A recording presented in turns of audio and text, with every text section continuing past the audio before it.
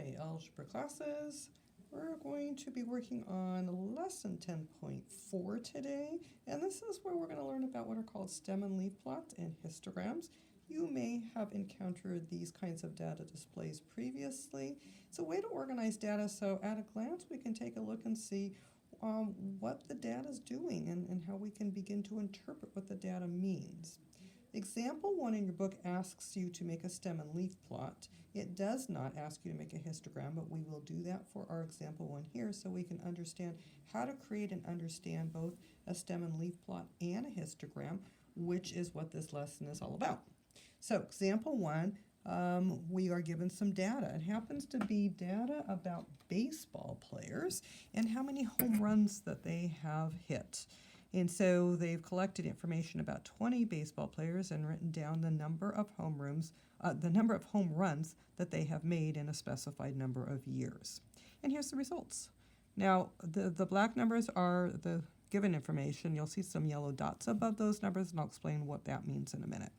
So each baseball player was looked at, and the first baseball player they looked at had made 14 home runs. The second baseball player had made 25 home runs, and so forth. To make our stem and leaf plot, the first thing we're going to do is we're going to rewrite our data from least to greatest. Your book actually delays that process, but I think that will be helpful for us to start with first getting our data in order from least to greatest, and that way we can create both our stem and leaf plot as well as our histogram easily. Now, in order for me to deal effectively with getting these numbers in order from least to greatest, I'm going to mark off each number as I rewrite them in my list, smallest to greatest. Usually I will go ahead and just cross them out as I go. I've decided in this case to leave all the numbers visible, and I just used a yellow dot above each number to indicate that I had actually used it and made sure that it was in my new list from least to greatest. You do need to have a system of keeping track as you write these numbers down, because it's very easy in a long list of numbers to either overlook a number, forget a number.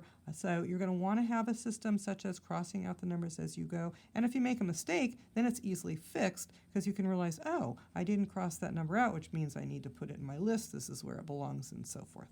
All right, so here's the list, all 20 of the number of home runs from least 3 to greatest 42. Now, the next step in making a stem and leaf plot is to decide what our stems and leaves will be.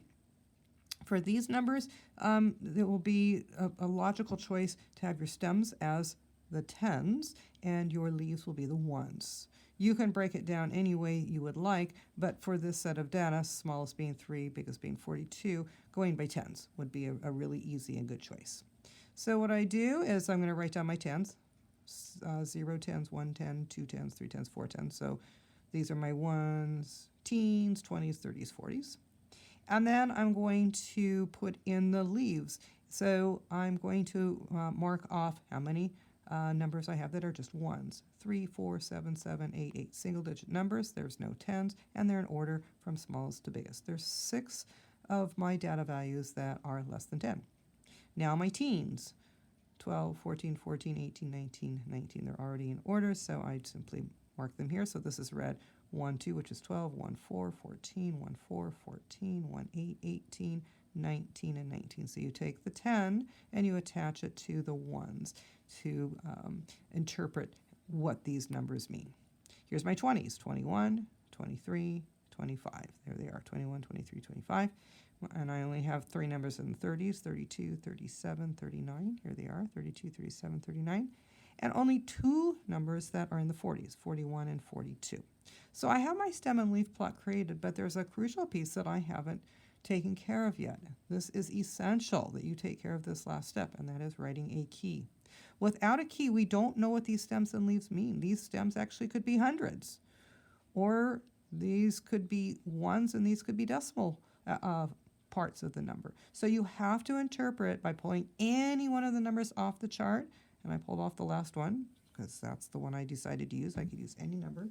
You write that number down and how it shows in your stem and leaf plot. 4/2 means 42. So now I know this doesn't mean 402, it means 42. And it doesn't mean 4.2 because, again, I have written my key. So every stem and leaf plot must have a key. Without that, the stem and leaf plot will be meaningless. So don't forget your key when you're making a stem and leaf plot. Okay, so look at the shape here of this stem and leaf plot. And so we have 2 long rows, some shorter rows, and then in this case, the shortest row of all is at the bottom. So we can see at a glance, just looking at the shape of the stem and leaf plot, that it was much more common for these baseball players to make between 3 and 19 home runs than it was for them to make between 21 and 42 home runs. So that's the advantage of using a stem and leaf plot. We can easily see where our values fall. And in this case, there's many more home runs that are less than 20, many fewer home runs that are more than 20. And we can see that just by looking at the stem and leaf plot. Now we're going to move on to the histogram, which actually just takes the stem and leaf plot and it turns it on the side. So imagine taking this and rotating it 90 degrees so that this part now is up. And actually that's going to give us the shape of our stem and that's going to give us the shape of our histogram because we're going to use the same intervals as we used for stems in our stem and leaf plot. Okay, so let's see how we're going to create that. Here is our list of data once again. I've just copied that list.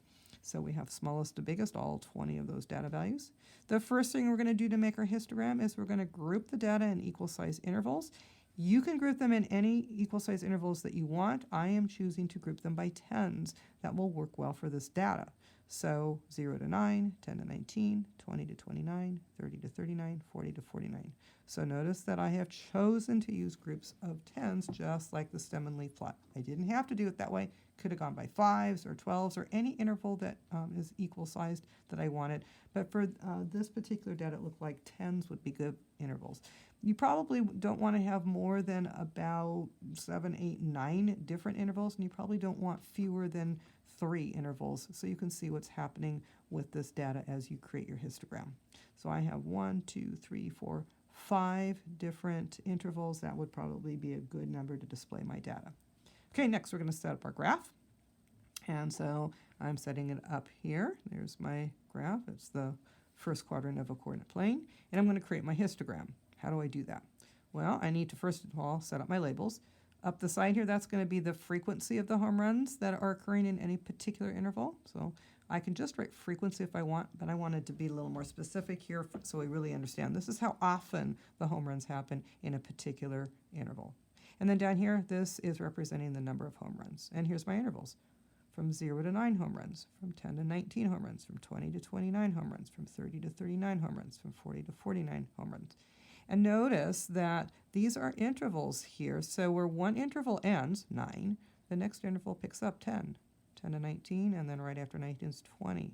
So our bars are going to touch when we set up our histogram because of the fact that these intervals kind of run into each other, where one interval leaves off, the other one picks up.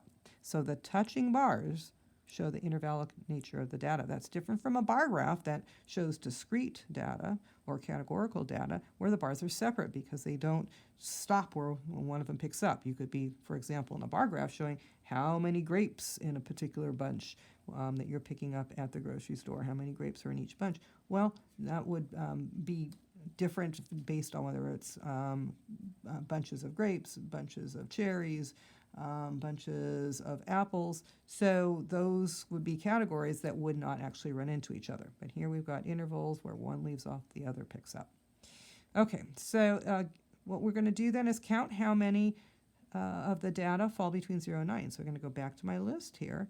1, 2, 3, 4, 5, 6 of these data fall between 0 and 9. And another 6 fall in the teens. 12, 14, 14, 18, 19, 19. There's 6 values that fall between 10 and 19 and so forth. So I'm going to count how many are in each of those intervals of 10, and it's just like the rows in my stem and leaf plot. There were 6 data in my first row of my stem and leaf plot, 6 data in my second row from 10 to 19. My third row of my stem and leaf plot were the 20s, and so there were 3 in that third row, 3 in the next row, and finally in the last row there were only 2 data values. So we have the same shape, it's just turned on its side. So we have finished creating our histogram here, and we can see at a glance, again, this is a data display. It helps us see right away what the pattern is. It's easy to see at a glance that it is much more common for the baseball players to make between 0 and 19 home runs, and much less common for the baseball players to make 20 to 49 home runs, because look at how much shorter these bars are over here. Way more home runs from 0 to 19, way fewer home runs from 20 to 49, the fewest of all of them being in the 40s, which makes sense. It's hard to make a home run, so you would expect fewer baseball players to be able to achieve that goal.